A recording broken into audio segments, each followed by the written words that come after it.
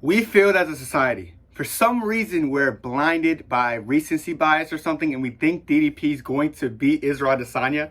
The amount of videos I've seen on my timeline and my YouTube with the thumbnails of DDP beating Adesanya, what happened to the MMA community? Why are we lost? Why are we looking like DDP like he's an unbeatable warlord? Who is this guy? Like, why are we acting like he's the most talented middleweight since sliced bread because he beat Sean Strickland? People don't understand the meaning of styles make fights. I don't know how anyone could look at Dricus Du Plessis' style and say that style is going to be Israel Adesanya. Yes, Dricus Du Plessis had a performance against Sean Strickland which was close, but I did think DDP won. But still, to look at that performance and be like, oh my God, that guy would destroy anyone. That guy would destroy Izzy. It's the most lousy, poor excuse I've ever seen in my life.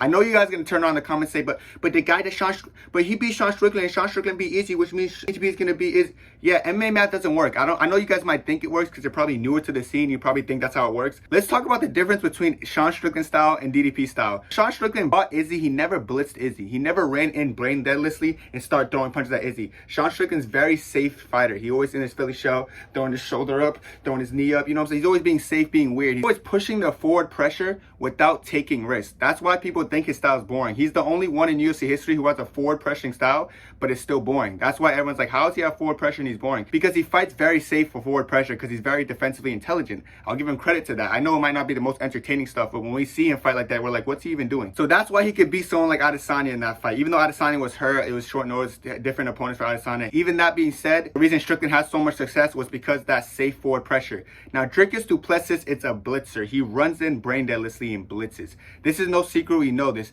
For some reason, he had so much success against Sean Strickland in that horrible blitz, but it's because Sean Strickland's allergic to forward pressure. If you're running into Sean Strickland blitzing, he does not know what to do. If you're on the back foot against Sean Strickland, he knows exactly what to do, which is why he beat someone like Adesanya comfortably. But Dricus brain deadlessly blitzing into a fight is going to be his demise against Israel Adesanya. I don't know how fans think Izzy's going to struggle with someone with the forward blitz like that.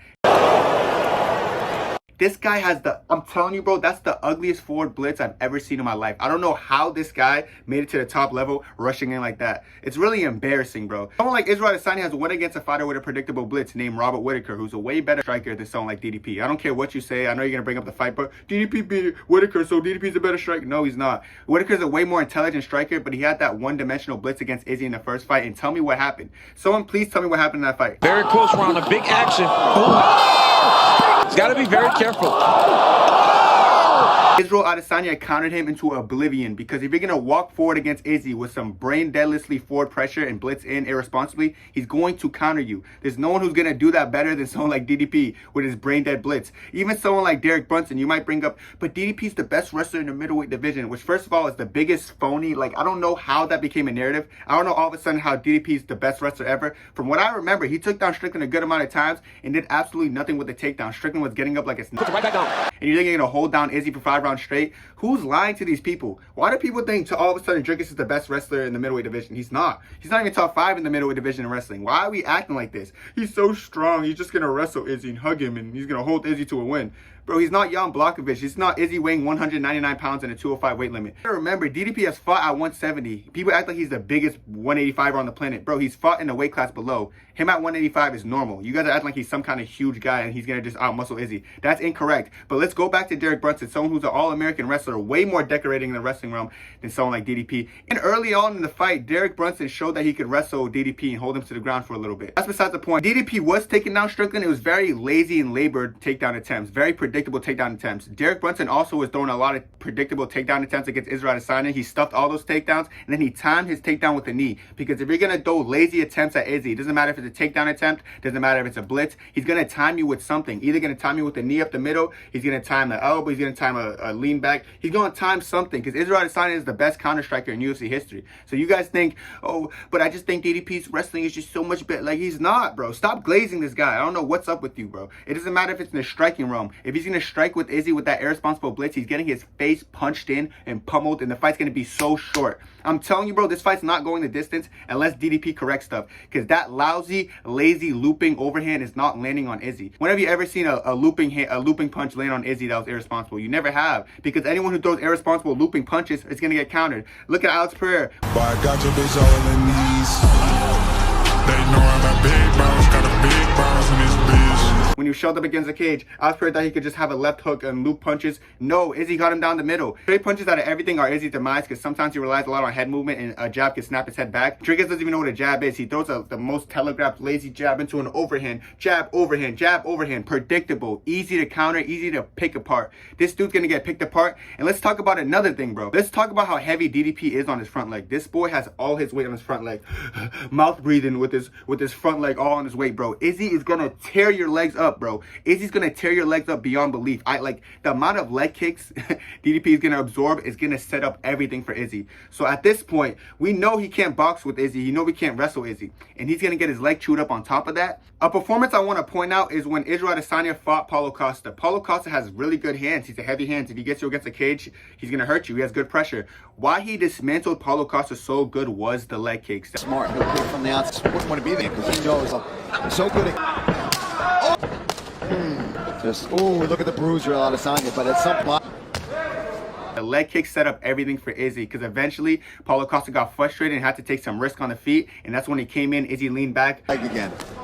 Oh! No! Countered him, put him on the ground, and finished him. Someone like DDP, who loves blitzing irresponsibly, just loves sporadically running in like a brain dead guy, he's gonna get his leg chewed up. Now that predictable blitz is gonna be even more predictable because now your leg's compromised. Now you can't hold all that weight in your front leg, so you're gonna have to blitz sporadically. You're gonna have to blitz desperately trying to land a punch, or you're gonna have to shoot a desperate takedown. It's gonna end up hurting Dricus Du Plessis. Like, I look at this fight, I see literally zero path to victory, but some casual content creators want to hop on this app and be like, but I think DDP's gonna be short. No, he's not. Like, y'all so crazy. Like, there's literally no path to victory for DDP. That Israel Adesanya went into that Sean Strickland fight hurt and compromised, but this time he took time off and he's gonna come back healthy. Oh my goodness. DDP's gonna go against the best version of Israel Adesanya, meaning he has no chance. Any version of Izzy beats DDP. The version that fought Strickland beats DDP too. I don't care. Any version beats DDP, but it's just the fact that now this version you're going against is going to be the most healthy version, a clean version, a prime version. You're going to get mauled. Trust me, I love the narrative that Izzy's washed. I love these narratives. These narratives make me happy because it makes the win for Izzy that much sweeter. Everyone's doubting Izzy. Oh, DDP's so good. He's so talented and he's going to run through Izzy. I can't wait. It's going to be the most hilarious win ever. People are going to be like, oh, well, maybe DDP might have had an off day. No. And after he wins, he has no reason to rematch this guy, this real African. Why does he need to rematch him? There's nothing behind that fight. DDP had the title since January. And he's going to fight in August. Like, bro, this guy's inactive, bro. This guy is, I had nothing. He has no idea what activity is, bro. He's a boring champion. Israel Adesanya's fighting 4 times in 14 months. This guy fought 1 time in January and said, oh, I'm going to take a break. Maybe at the end of the year I'll come back. Bro, it's like no one cares about DDP as a champion. He's a useless champion. He's a worthless champion. Someone like Israel Adesanya, when he held that belt, he was actually doing stuff with the belt. He was active. He was making call-outs. He was calling the shots. You need Adesanya to restore order in that division. Like, that division is lost without Adesanya as champion. And I'm so glad he gets the easiest fight of all time in Dricus Du Plessis. This is going to be so easy.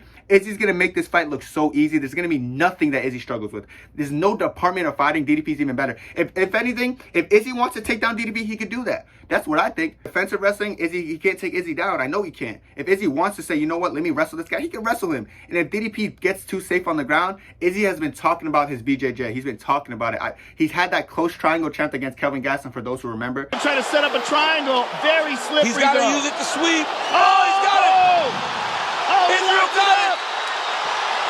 It's not quite on, folks. It's not quite on. So don't sleep on Izzy's BJJ. If DDP wants to come on the ground and play, brother, let's go. See what happens, DDP. Let's see how talented you are on the ground. Because you're such a great fighter. The same guy who went life and death with the horrible Darren Till.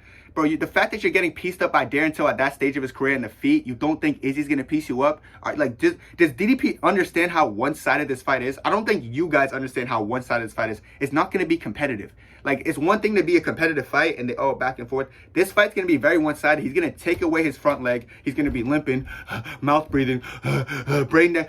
Just that 1-2 thing, that flurry that he always does. He's going to get lean back, counter. He's going to be on his floor. If DDP makes it to the 5th round, I have to applaud him. If he doesn't get finished, that's the best he could have done. That's the least embarrassing thing he could do. If he just gets 50-45, so be it. Probably gonna, like, 50-45 isn't out of the option. It's either going to be a 50-45 Izzy or a knockout within 2 rounds. And when you see him on the ground, I'm telling you, Izzy's going to hit the cleanest dance on his body while he's just laying there lifeless, bro. I can't believe people are actually having DDP win that fight. If you actually have DDP win that fight deep down, I think you're a little bit delusional, or you just don't like Izzy enough. But you guys know, if you had to put your money on it, someone's life's on the line, you're going going for Izzy. It's just like, it's a trend to hate Izzy. It's a trend to not like him. So you guys are just following the trend. I get it. I'm not trying to hold you guys too bad about that. But my point is, when Izzy fights DDP, it's going to be one-sided. I'm telling you, there's no doubt in my mind that Izzy beats this man. I'll put any amount of money on it. You could clip me saying this. You could record me saying this. Izzy's going to make him look bad. He's going to embarrass him. And after this, no one's going to remember DDP. In the next 5-10 years, we're going to be like, wait, DDP was champion? Or like, how was that guy, Dricus Du Plessis, ever champion? I'm telling you, he's like, we're watching a gimmick right now, is like before our eyes. We're watching something that's not supposed to be a thing. We're watching the most lucky situation in UFC history, and we don't realize it yet. But in a couple years, after Izzy beats DDP, then Hamza beats DDP, then Ikram beats DDP, then he just keeps falling down the line and keeps losing to all these tough guys. We're gonna be like, how did he ever get there?